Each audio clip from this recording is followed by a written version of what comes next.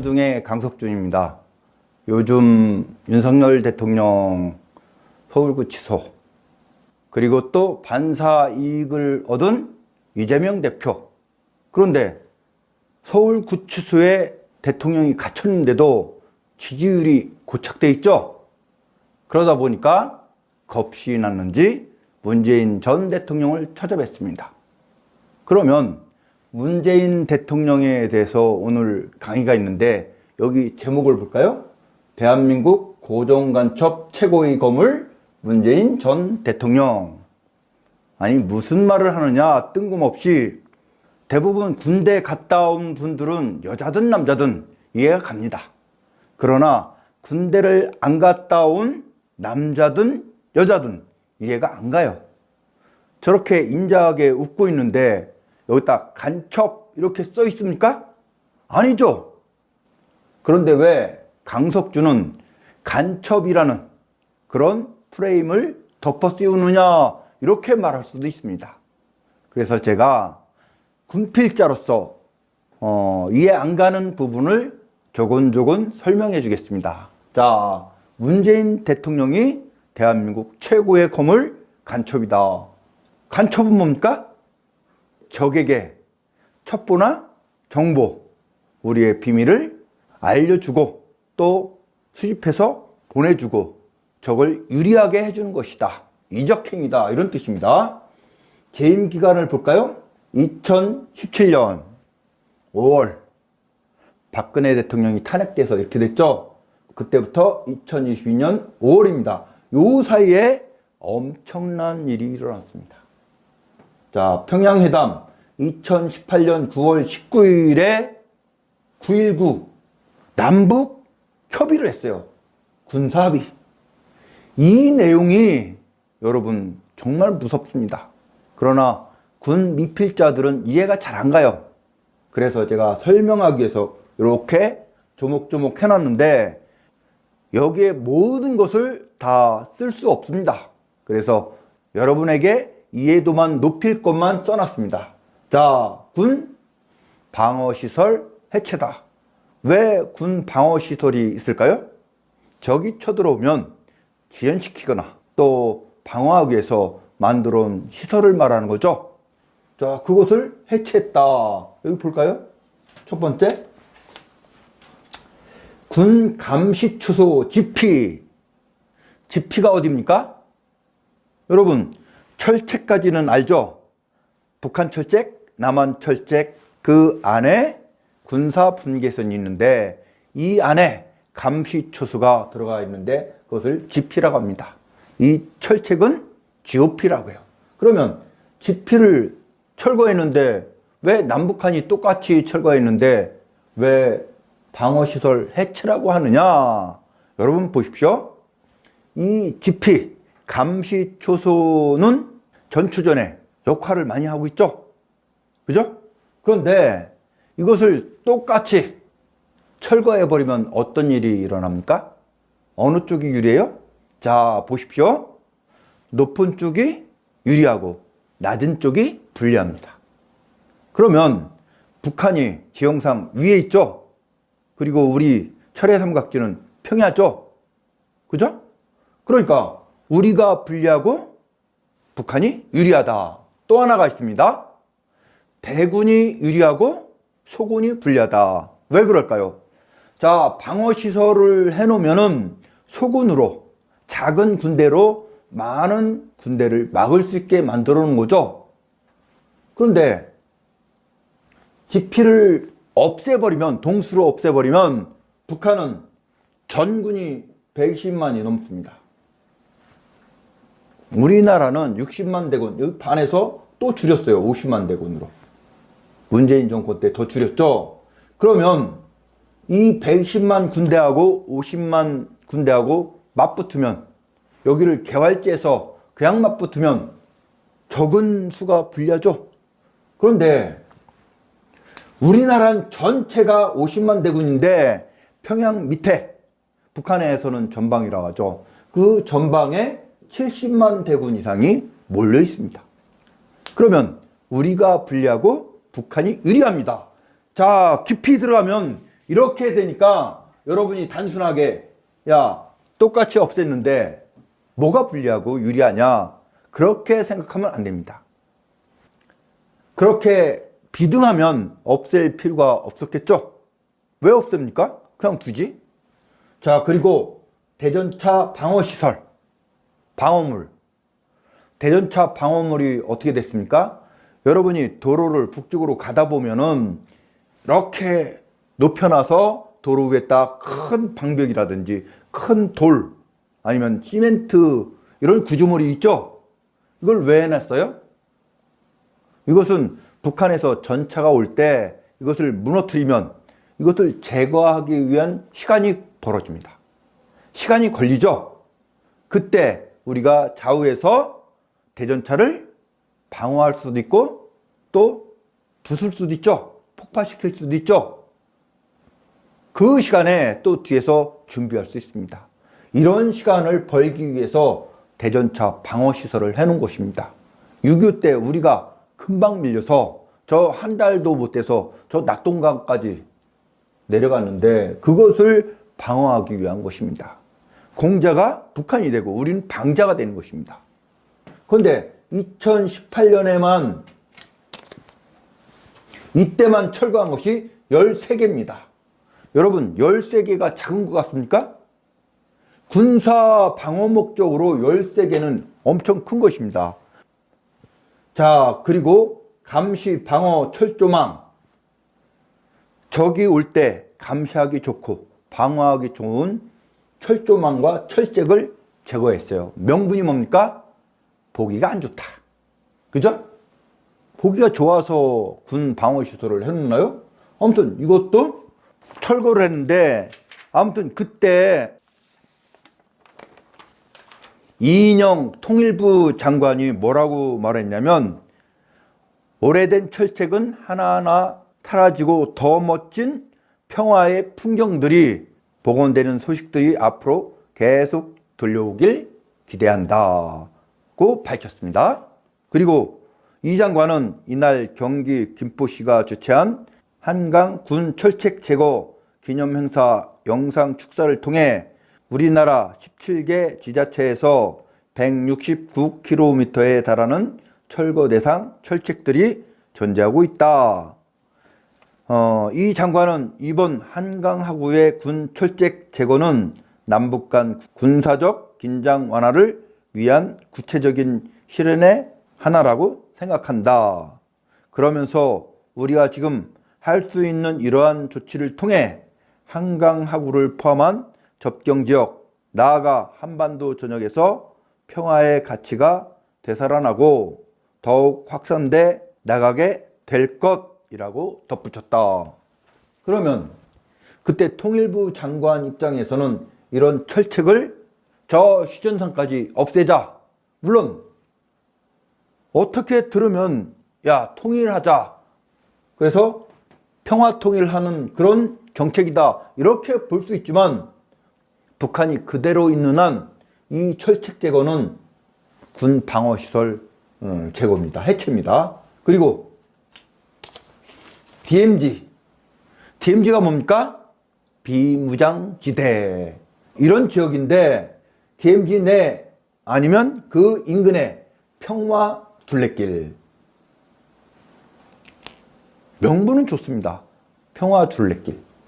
그런데 둘레길이 없어서 그 민통선 군사시설이 집중되어 있는 그 38선 근처, 휴전선 근처에 평화 둘레길을 내놓습니까?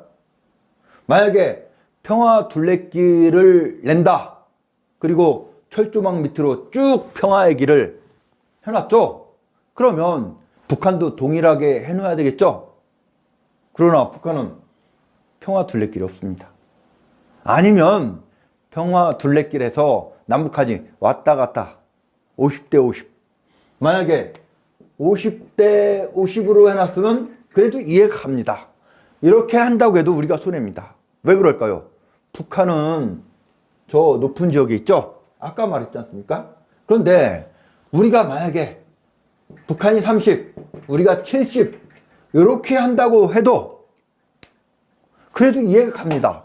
근데 북한 지역은 평화 둘레길이 없습니다. 우리나라만 평화 둘레길. 그러면 민통선 안에 민간인이 들어가지 못했는데 이제는 간첩도 마음대로 들락날락하라 이 얘기입니다. 개방해놨죠. 군사시설이라고 사진을 못 찍게 하는데 이렇게 핸드폰으로 다 찍어서 북한으로 올려보낼 수 있죠. 자, 이런 길을 개척해놨다. 그러면 명분은 평화 둘레길인데 우리 안보 문제가 위험하다. 여러분 그렇지 않습니까? 그리고 군 방어로 중요한 파주 서부에, 그 다음에 철원, 철의 삼각지, 저 동부의 고성 지역을 평화 둘레길을 정확히 해놨습니다. 그리고 그 밑에서 평화의 길을 쭉 해놨죠. 심각하죠. 이거 보니까 군대 갔다 온 사람은 아마 이해가 갈 것입니다. 그리고 특히 GOP나 아니면 GP, 거기 수색대, 거기 근무했던 사람들은 이거 보면 심각할 것입니다. 이 철의 삼각지, 철원에 북한군이 밀려오면 우리가 방어하기 어렵기 때문에 평야지대 방책망을 해놨죠. 이거 다 무너뜨렸습니다. 그리고 제가 복무할 때 여기에 지뢰밭을 만들어 놨어요. 지뢰밭이 뭡니까? 제가 전에 말했죠. 대전차 지뢰, 대인 지뢰, 폭풍 지뢰, 발목 지뢰 이렇게 한 조가 됩니다. 그리고 이쪽은 반대로 해놔요. 이것은 지뢰조, 쭉 열로한 것을 지뢰열. 그 다음에 이것을 이렇게 밭으로 만든 것을 지뢰밭. 그런데 철의 삼각지에 인민군이 보고 있지 않느냐? 아, 보고 있죠. 그거 뻔히 보입니다. DMZ에 들어가면. 그런데 왜 하느냐? 이거 해놓으면은 북한이 밀고 못 들어옵니다. 그렇죠? 대병력이 전차를 앞세워서 그냥 밀고 들어오면 대전차, 대인지뢰, 폭풍지뢰, 발목지뢰가 한꺼번에 막 터지면 여기서 방어할 수가 있죠. 그동안. 그러나 이런 방어시설이 없으면 그냥 밀어붙입니다. 그러면 우리나라가 무조건 불리한 시설이에요. 자, 그리고 또 철의 삼각지. 여기가 왜 중요해요? 군사 요청지다. 여기 철의 삼각지에서 중공군이 밀물처럼 쏟아졌습니다. 그때 막기가 힘들었어요. 아무튼 거기에 화살머리 고지의 유해 발굴 명분은 좋습니다. 왜 거기만 유해가 있습니까? 아이스크림 고지도 있고 곳곳에 유해 발굴할 수 있는 곳에 있는데 특히 철의 삼각지 내 화살머리 고지를 선택한 건 무엇입니까? 이건 무조건 북한이 유리합니다. 뭐에서? 공방에서, 전투에서, 전쟁에서 무조건 유리하게 만드는 것입니다. 유해 발굴한 것은 명분이죠. 그러니까 일반인들은 이 위장된 그 겉모습을 보면 안 됩니다. 그 속을 잘 통찰해야 됩니다. 그 건너편, 뒤편의 속임수를 잘 간파해야 됩니다. 자, 우리나라를 완전히 북한에게 먹히도록 만드는 작업입니다. 자, 계속 볼까요? NLL, 이건 뭡니까? 우리가 GOP는 육상에 있는 철책이죠. 그 다음에 군사 분계선, 그 다음에 북한의 철책이 있죠. 그런데 이 군사 분계선이 해상으로 올라가면 NLL이라고 합니다. 그러니까 여러분이 휴전선이라고 보면 됩니다. 바닷가에 있는 휴전선. 요 내에서 포사격과 해상 기동 훈련을 중단해라. 똑같이 하면 좋긴 하죠. 그런데 북이 주장하는 이 NLL 평화지대, 거기가 135km 우리 뒤로 밀렸습니다. 그러면 실질적으로 우리가 135km를 점령당한 거나 마찬가지죠. 왜 이게 밀립니까? 자, 그리고 이렇게 휴전선이나 NLL 여기에 비무장 지대로 하자, 평화공원, 평화둘레길 이렇게 하자 했는데 왜 하필이면 우리나라 섬과 붙어 있는 이게 북한 땅이라고 하는데 행정구역상 우리나라 땅입니다. 한박도에 인민군 전초기지가 구축됐습니다. 그때. 그러면 전초기지가 이렇게 왔다고 하면은 이것은 문재인 정권에서 뒤로 물러서라. 여기도 지피도 철거할 판에 왜 가까이 왔느냐 하고 따져야 되죠. 근데 안 따집니다. 그럼 무엇입니까?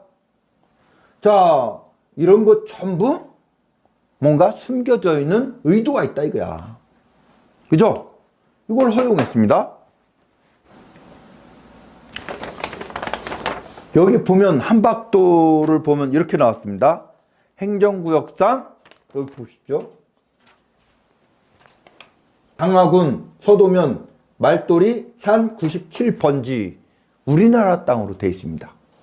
2019년 6월 말에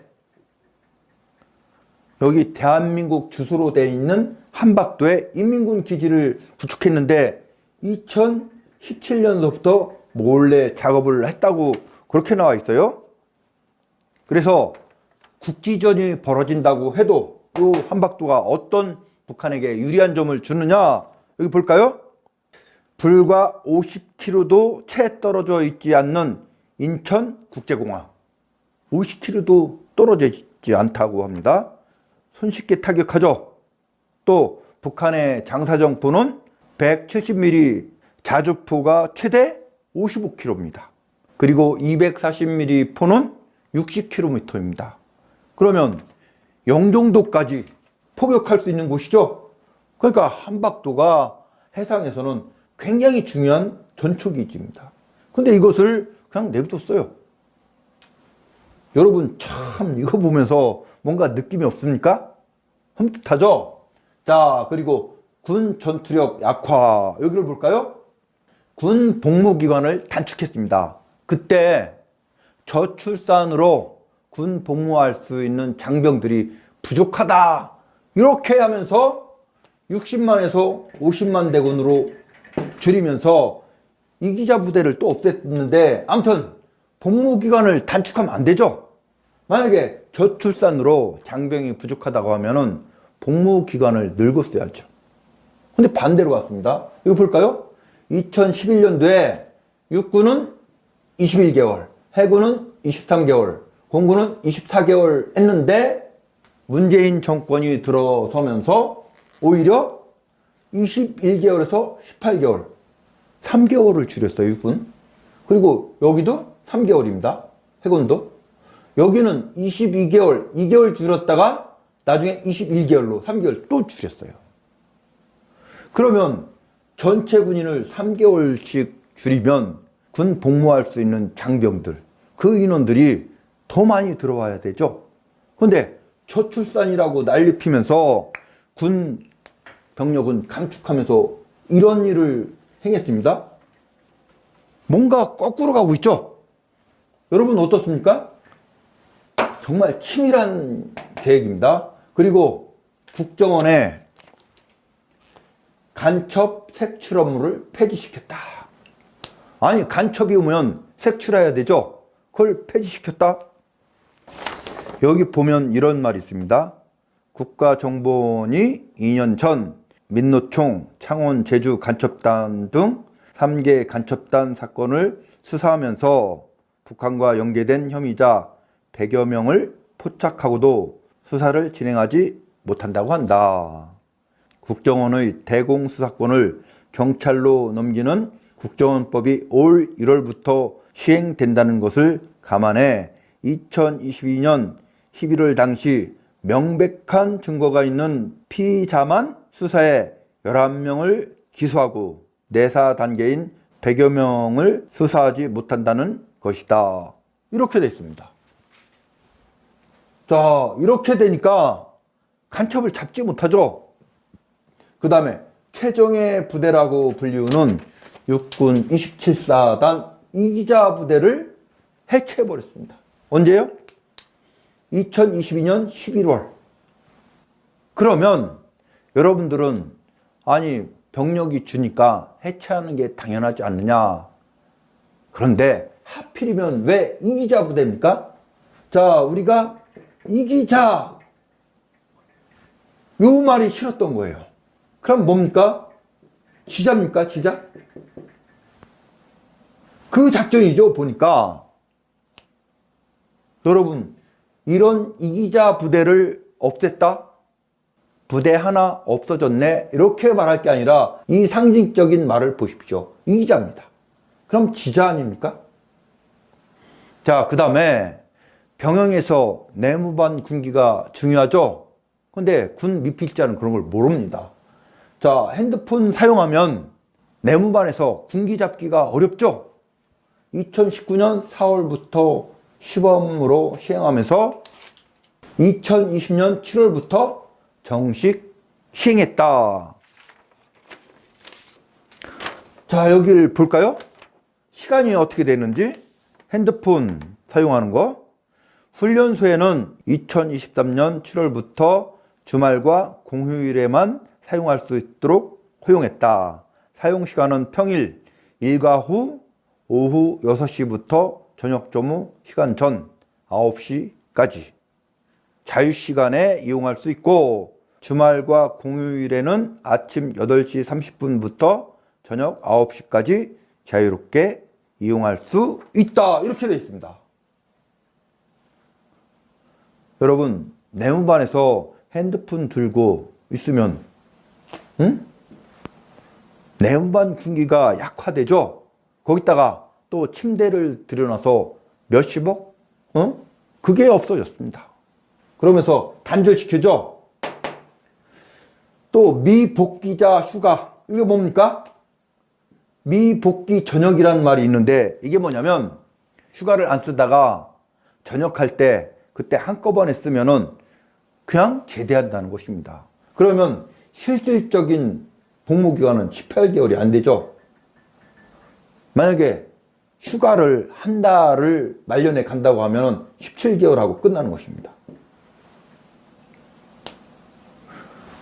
이렇게 복무 일수도 확 줄여놨는데 여기다 여러 가지 명분을 붙여서 복무기간을 단축하면서 군 전투력을 확 다운시켰죠.